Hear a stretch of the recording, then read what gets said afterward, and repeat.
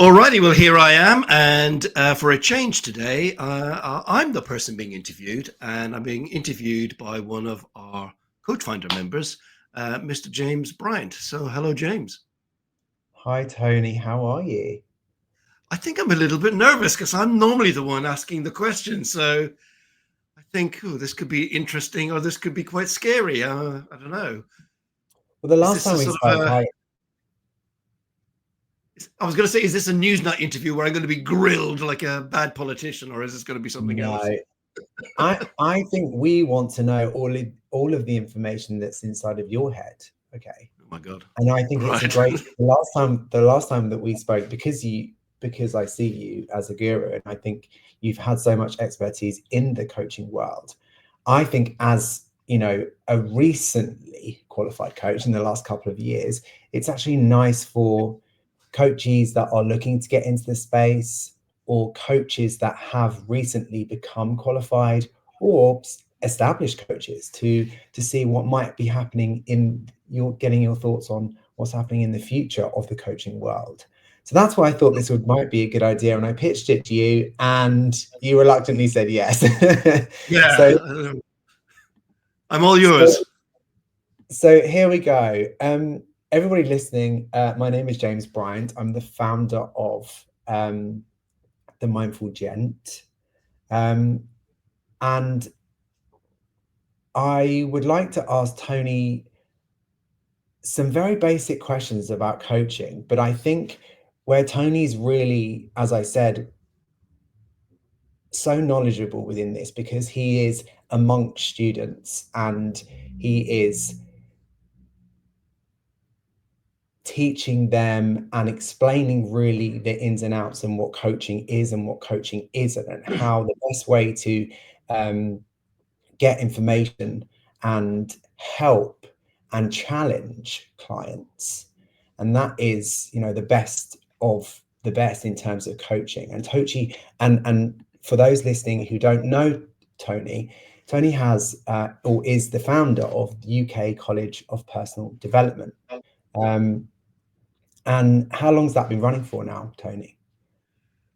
Well, believe it or not, 26 years from way back when we first started. And it started off really as almost kind of a part-time project.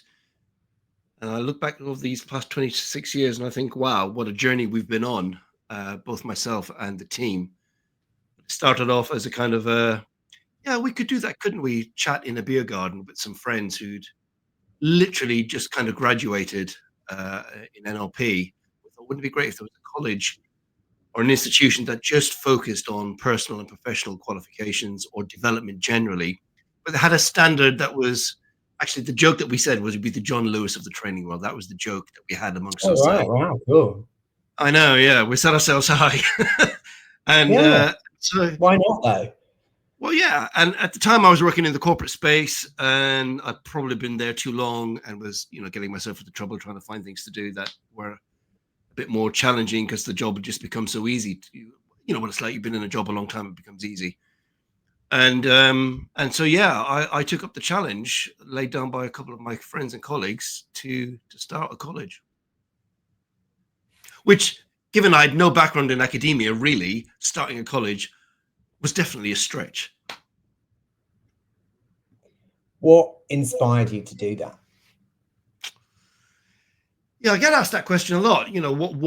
Why, or how come you ended up doing this? And there's a long and a short answer. But I'd been doing the job for a long time that I've been doing, and I was bored with it. And I wanted to do something that I felt I was doing something for the world. And I know it sounds grandiose, but I'd come from a background, excuse me, of being involved with the church. And I obviously left the church for personal reasons. But I still wanted to do something that I felt was making a difference in the world, a positive impact. And, I sort of got involved in various different sort of groups, try and make a difference, environmental or CND, but there's nothing wrong with those, and that's great. But once I'd learned about the power of personal development to change mental attitude and how you see yourself and the opportunities in the world, and then especially with this set of NLP tools that I learned, I thought, you know what? this is life changing. And then with coaching frames, and I sort of went on a coaching course to match. So yeah, So get us. Go on. Sorry. no, so Tony, what inspired you to set up the school? Yeah, I get asked that question a lot, and it's one of those things where there are lots of answers, but I guess the short answer that kind of makes most sense to most people. I wanted to do something that I felt was having an impact on the world. I'd come from a background of being involved in groups, the church and charities and CND and other things. But once I learned the power of personal development and NLP and coaching in particular, I thought, I really want to do something with this. And then that led to a conversation. Well, why don't you do something about that? And I thought, well, what? And then a couple of colleagues and friends said, well, if you want to do this, do it. Don't just talk about it. So they kind of laid down the challenge. Don't just talk it, do it. And I thought, do you know what? Yeah. And it kind of worked out lucky in a way, because I went into work one day having made my mind up, right, I'm going to do this. And I resigned. And my boss just laughed at me. He said, what, you can't just leave? I said, well, can. Of course I can leave. Hello, this is not prison. And he said, well, let me ask you a question. Do you have enough customers and money coming in from your new business to cover what I pay you? And I said, well, no, of course I don't. And he said, well, I don't think you should leave then. But I'll clearly want to do something. And he was really supportive. I know you want to do something. Go part-time here. And that was the best deal, because my salary was adjusted that much. I mean, tiny amount. And they, and it was super flexible. I didn't even have to work the same days all the time. It was like mix and match. And that allowed me to have the freedom to build the college, build the business, build the relationships, the professional bodies, do all of the things you have to do when you're setting up an institute like we have. And I'll be forever grateful for that opportunity that my old boss gave me. I think it's a really good point, and something I'm going to ask you about. What would your advice be to someone that was in a similar situation to you? I mean, similar situation to me. I was working, as you know, I was working as a surveyor within a corporate firm, and I gave up that job in order to become a coach. What would your advice be to someone who is thinking of transitioning into a coach, who has a full-time job? Yeah, I mean, obviously being a coach, I wouldn't give advice, but if I was to, I would say just have a plan and have a resource, because you cannot go from corporate job 9 to 5, Monday to Friday or whatever, to running your own business and imagine that you can spend the same amount of money. So my advice always is to people to start small, get your qualification, be a member of the professional body, act as if, and start with, a couple of coaching clients, maybe in the evenings or at weekends, and build it up slowly to the point where you think, okay, there is a gap, but it's a smaller gap than if I just quit my normal job and had nothing. And then, if you can, wriggle a sort of a deal with your employer to go part-time. I think a lot of employers nowadays are fairly flexible, and I think it'd be hard if they said absolutely no way. What are you talking about? But I think most would probably go, well, okay, let's do one day and see what happens. But of course, when it came to me to go, right, I'm really going to leave now, that was a big elongated process, because they really didn't want to let me go. Not because I'm so wonderful at my job, but it's just I had so much knowledge of the business because I've been there for 100 years type of thing. There was knowledge in my head. So it was like, emptying my head of that stuff to other people. But, I still have an association with that company, the Outside Clinic, and I still, very much involved in sort of a supportive way for them. We still do some training for them every now and again, and they're great people. Yeah, I think it's great. Well, as you say, if you were to give advice, and it's not a decision to make lightly either, is it? No, it's not. And going down to if the option is there, to going down, looking at options. We discuss options a lot in coaching. Going down to potentially a part-time role, or doing it in the evening.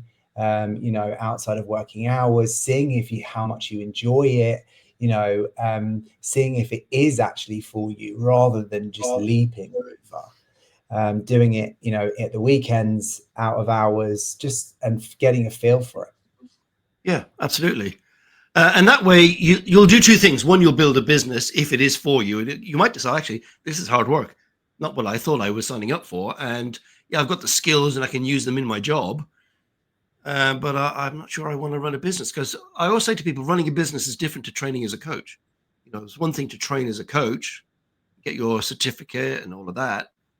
But running a business or starting a business is a whole different skill set. It's not the same as being a coach. It's being a business owner. I totally agree. Yeah, you got to network, you got to promote your business, you got to have a plan, you have a relationship with the bank, all of that kind of stuff. Yeah. Okay. I just want to ask you a bit more about the school, really. Who, what sort of, what sort of, who attends the school? What sort of person would attend the school? Yeah. Well, it's a fairly broad spectrum because we offer a broad spectrum of programs and courses and qualifications. So anything from let's call it introductory personal development programs, costing maybe a tenner, right up to ILM level 7, for executive coaching and mentoring, costing $3,000.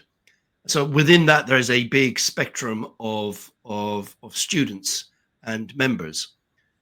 I think the majority of our membership are people who are interested in bettering themselves, both personally and professionally.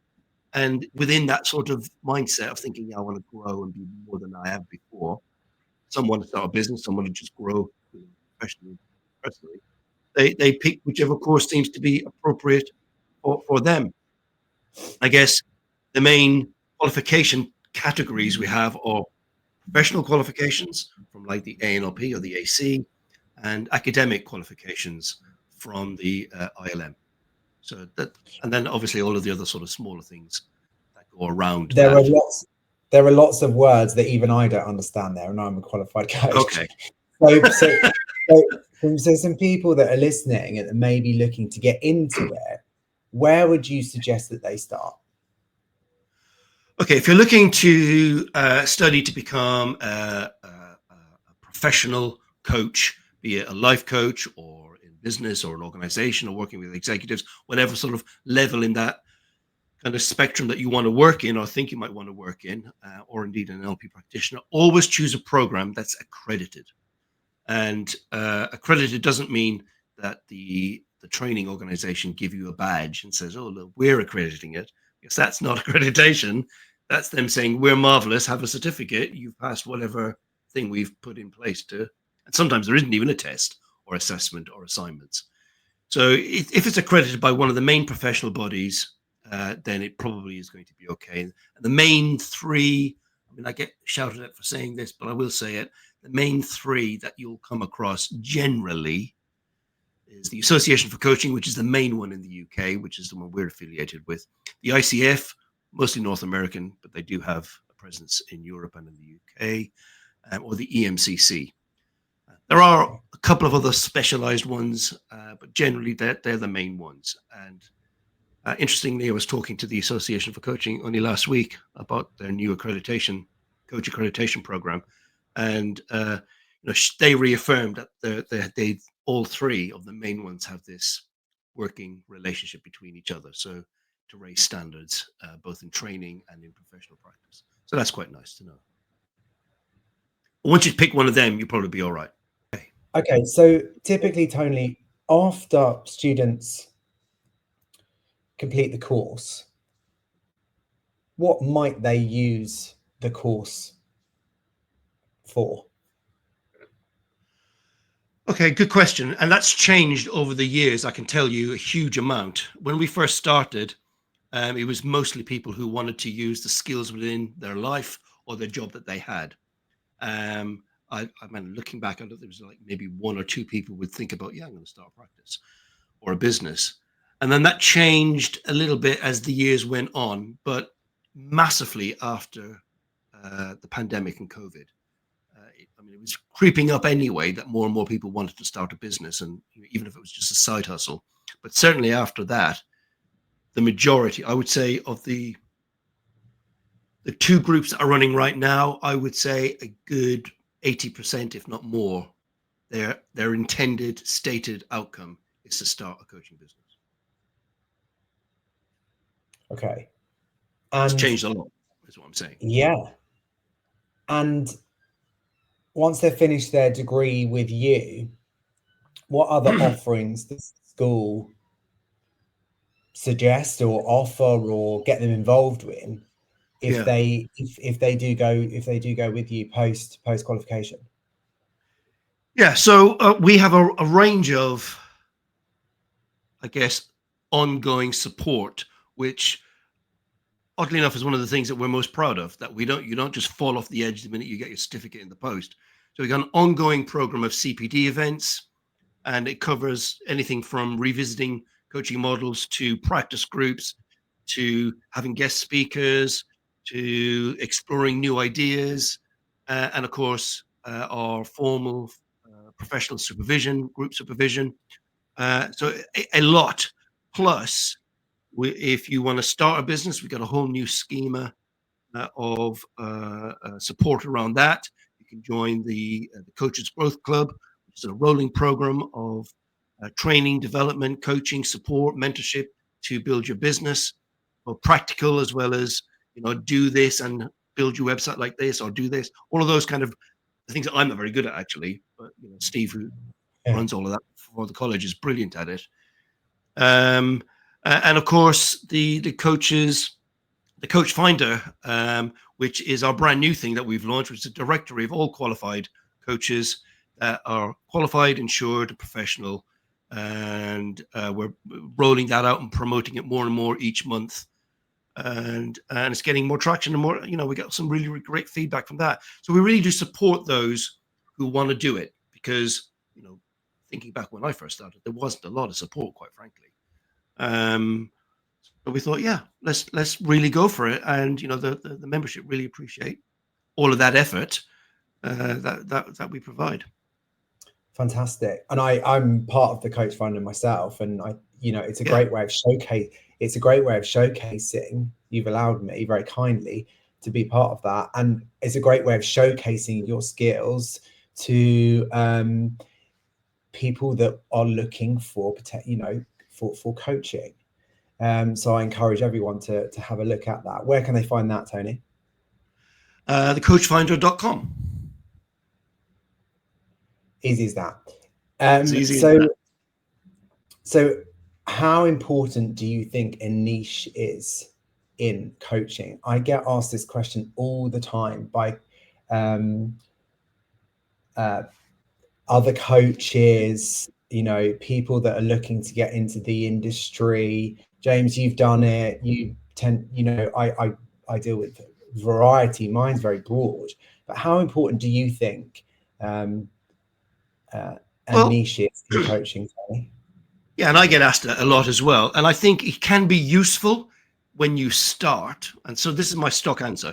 I think it's useful when you start to have some kind of focus, so that you've got something that's, I guess, a focus and a voice for a website or your Facebook page or spiel that you'll use if you go to be a public speaker or something. It's something to talk about. I specialize in this. The downside of that is it can become a prison, and that's all you do. And that can become quite very narrow and very thin very, very quickly. So I always say to the students when they graduate, pick something that you've got some experience in, probably. That's where most niches come from. I've got experience in something, but don't let it become a prison. Also have a broad practice as well. But that can be a focal point. But I wouldn't let it become the only thing I do, because I think that will become quite a homogenous and quite dull, quite frankly. For you, the coach, never mind the coachee. Yeah, I agree. I also think coaching is very versatile. The questions that we are asking they are adaptable to kind of almost every situation, because we aren't that person. We're not the expertise in the area. We're just following coaching questions. Okay. Yeah. So and obviously when you go through your diploma and you listen for certain words or reactions or things that clients are doing or saying that you might not be for them. They might need to be in another practitioner's care, for example, therapy or Mm, counseling or psychotherapy or whatever else there is. But with coaching, that we are obviously within the coaching boundary, but there is a lot to explore with coaching sure. questions. And asking the right open questions leads the client to a world of possibilities, I believe. Absolutely, absolutely, and I think that's the beauty and the power of coaching, is that I don't have to be an expert in the thing that that person works in. So, my coaching clientele range from, I don't know, accountants, quite a lot of, for whatever reason, lawyers and solicitors, to generalized business people who work in the corporate space, to somebody who just wants to turn their life around. Just common garden Absolutely. life coaching. So it can be any of those things. It's just the power of the questions and the structure, the coaching structure that takes the person through a process. That's what's really powerful. Tony, this leads me on. I don't want to get too deep into this, but it's a very topical question, particularly at the moment, Mm, about how much to charge as a coach. mm. I wondered what the school recommend. Okay, great question. Because again, that's one of the questions all of the students pretty much ask. I've qualified now. How much should I charge? And I say, well, how much do you want to charge? They're going to go, I don't know. That's why I'm asking you. And so I always say, well, depending on the niche you've decided, or if you're going to be generalized coaching, look around in your area. What other people are charging as a nominal type fee, and just go slightly below that to start with, so that you've got an economic edge, I suppose, a price edge. But then as your confidence and your practice increases, and your reputation as being, effective and powerful and great, then you start to creep your price up. And that's the advice I always give all of the graduates, because you can't suddenly go, oh, I've qualified, I'm going to charge 10 grand an hour. I mean, maybe I'm exaggerating for effect, but for sure, if you work in business, it's going to be probably a bit more than if you work in life coaching. But generally, I think about what the average price is in the area you sort of operate in, slightly below that. And then as your confidence, your practice increases, your reputation, and that's important, of being, so you're going to get testimonials on your website or wherever, then you creep your price up. That's, I think, a fairly sound strategy. And I think what you just mentioned about testimonials is really important. If you are willing to do pro bono work, so work without being paid, then I always advise, if people that have asked me about this question, that at least ask the person to agree with you, that if they're happy with Yeah, with your coaching that they might write you a testimonial, so that you can put on your website, so you're able to put in your signature on your email, or further on your on your LinkedIn, and etc. Because yeah. that is where potential clients may come across you, and it's nice to see them. Yeah, I agree. And, because depending on what level of qualification you look at, you're going to be doing hours for your portfolio. And I always tell people, look, don't just do your mates and your immediate family. In fact, we don't do your family, because that may lead to difficulties. But, your friends, but your friends' friends, get them to introduce you when you're doing your practice hours. And because they could become part of your network, become part of your paying customers when you're good and ready. So begin with the end in mind. Think, yeah, I am going to be building a business, so I need to start thinking about, who's going to be my customers. And the other thing I always tell people, you come from a job. Most people will come to this industry from some kind of job, corporate job. That's your first network to go into. They're the people who think, oh, look, I've got this new qualification. I can do some, and maybe discounted work, because I've worked here for 17,000 years and blah, blah, blah, blah. But that's a great place to start. That's what I did, and it certainly worked for me. And it's great advice, because they know you, and they know your Yeah, intention, and they know you're the way that you are. They know that you have, you have good values, and you might share the same values, or share the same beliefs. So it's a yeah, great, as you say, I think that's a great place to start with your own black book. Who's yeah. closest to you.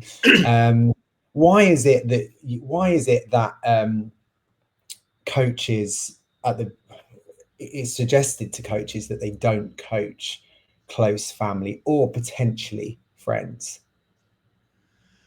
Well, only because it can lead to conflict, because, sometimes your family and your friends just want to have a chat. But of course, once you're first qualified, you're full of enthusiasm to ask those questions, because you know you can. And they'll go, "You're doing that thing, aren't you? You're doing the coaching thing. I just want to have a beer with you.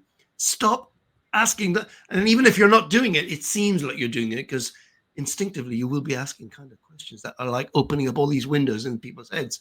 So it can lead to conflict. And then the other course, the other side of that coin is, if even it goes okay, and you think, "Oh, I'm helping you out by doing this for you to get your hours," um, they're only going to say nice things about you. They're not going to give you any realistic feedback. "Yeah, it was really great, but did you not notice I was saying this?" and or whatever. So chances are the feedback is going to be fairly, well, vanilla, for want of a better word.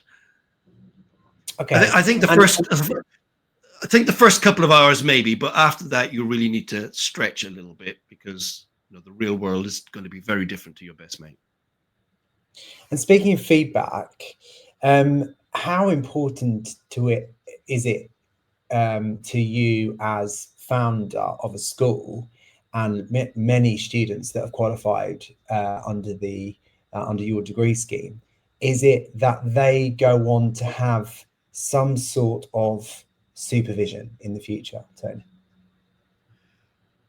Well, I think it's a requirement of the professional body that you carry on your supervision and CPD. So I think it's vital that they do that, which is why we provide all of the plethora of options and services that we do. I mean, there was a reason why we hired somebody with the qualifications that she has. Dr. Millbrook. She Seabrook rather. She is a PhD in supervision. There's a reason we employed her. She's the one with the way more experience than me. I trained as a supervisor, but this lady is like, wow. And Yeah. so we see the value of it. So we, partnered with her to come and join the college. And, the students absolutely lap it up, because they know, what she does with them is just so powerful. And the feedback we get from those supervision sessions is, well, I mean, it glows, quite frankly. It's very, very positive. I, And it was I, one I of the can best things that imagine. we did.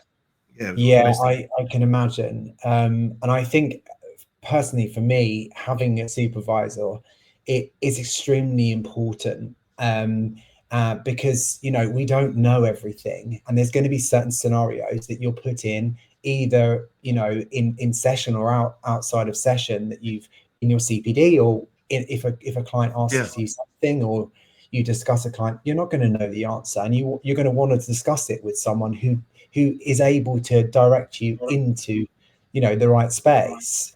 Yeah. um Yeah. so And also, yeah. it's also quite rejuvenating. It's kind of restorative. I'm sharing my experience, my successes as well as my challenges. Remember, Yeah, it's not just about the challenges; it's about my successes.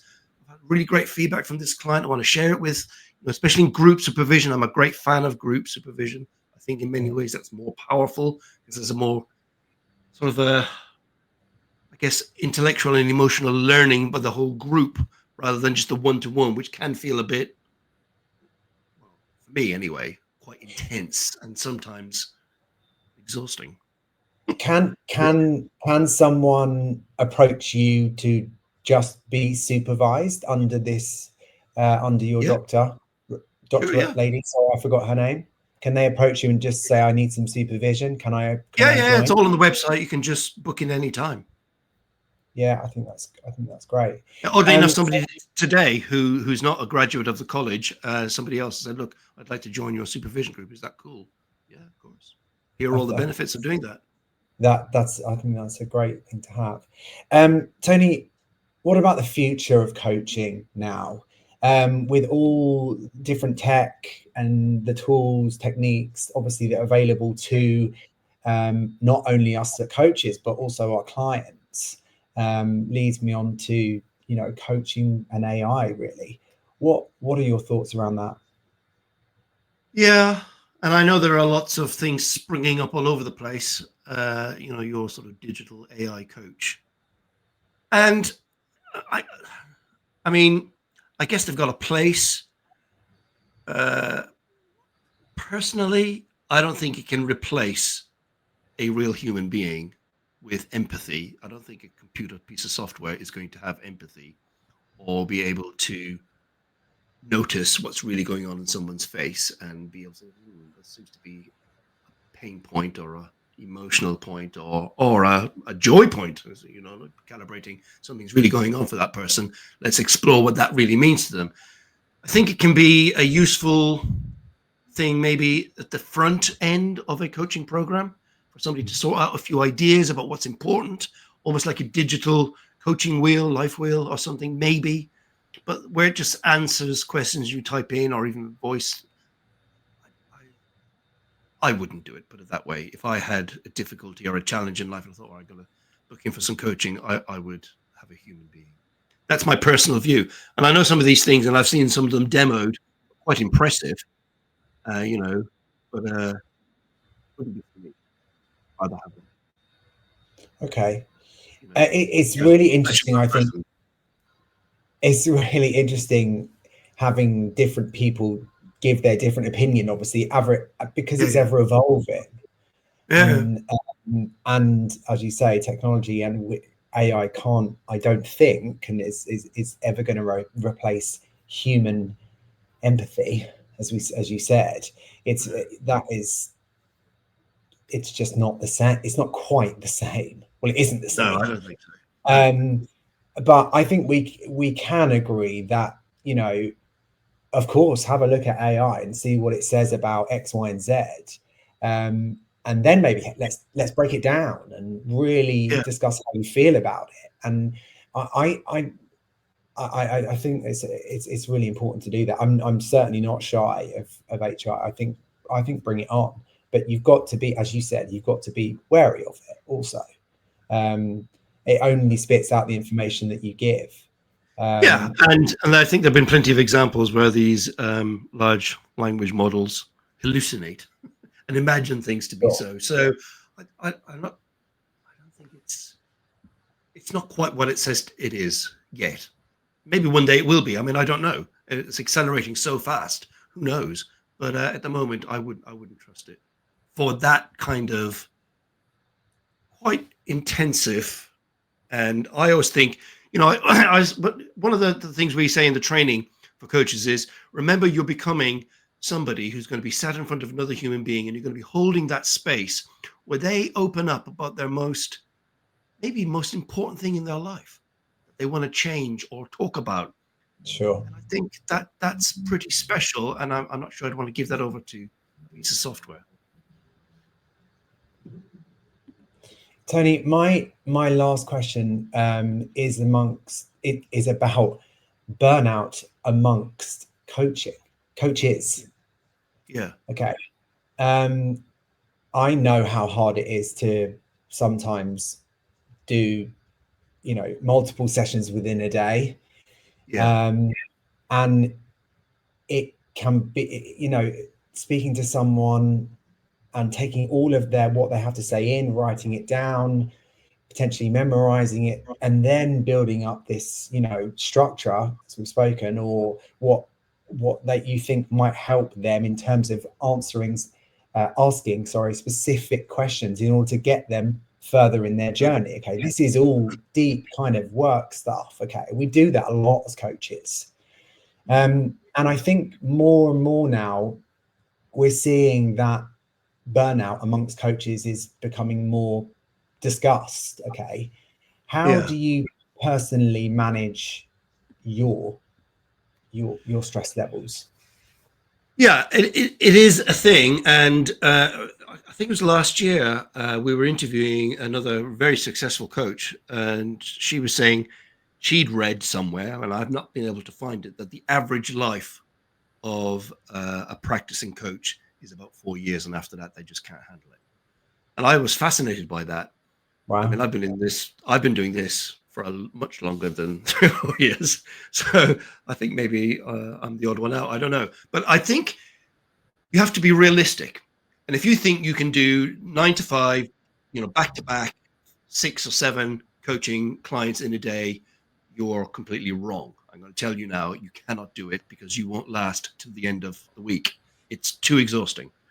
And I suggest strongly to graduates that they set themselves, 2 or 3 per day, 4 if you must, but have gaps, big gaps between, because otherwise you're just going to be, and it's not fair on the person who's fourth, because they're not going to get the best of you.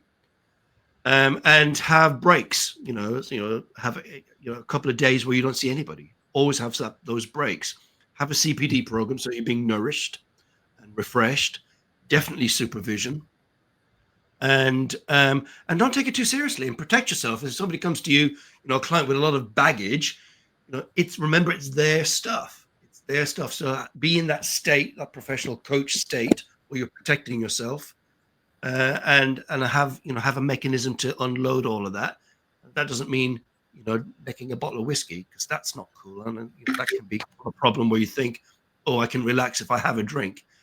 Yeah, fine, but go for a nice walk, get out and see the sunlight, or spend time with your friends. It doesn't have to be medicate yourself, because I know recently had a person say, well, what I need to relax is I have a drink, and then that leads to another drink, and then I realize I'm really drinking. And I'm thinking, right, well, long term, that's not going to work for you, because you're going to become a drunk, alcoholic, and you're going to damage yourself.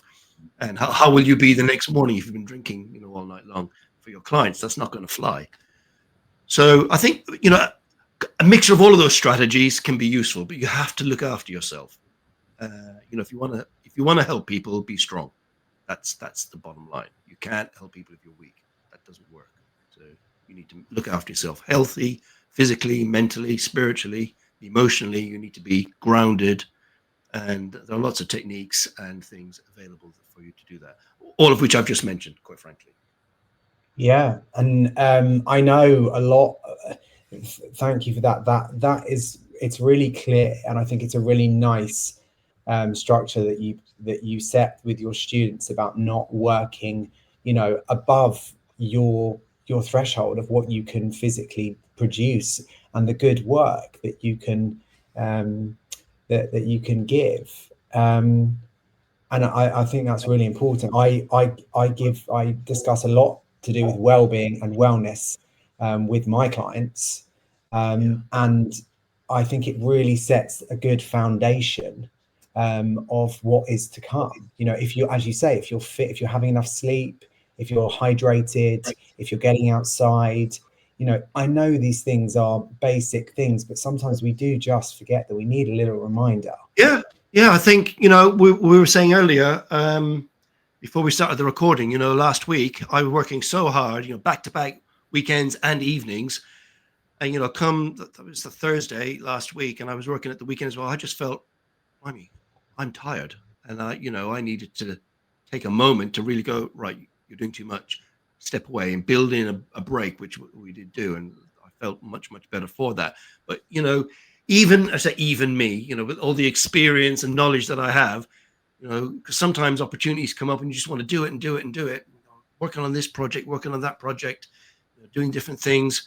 I think, hang on a second, less can be more. Take some time, take a breather, get outside, go with some friends, do whatever it takes to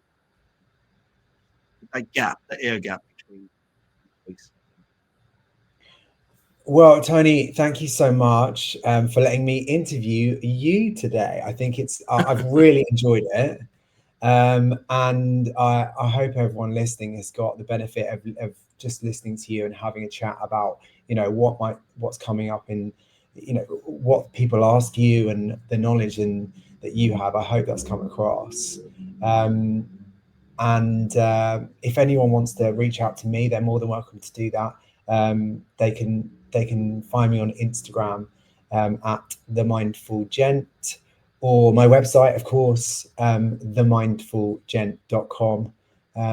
Please reach out. I'd be great to hear from you. Brilliant. Well, I've really enjoyed it. It's been great. And maybe we'll do another one in a couple of years and see how we've evolved. Absolutely. I'd love it. I look forward to it. All right. Thanks very much, James. Catch you later. Bye-bye. Thanks, Tony. Bye.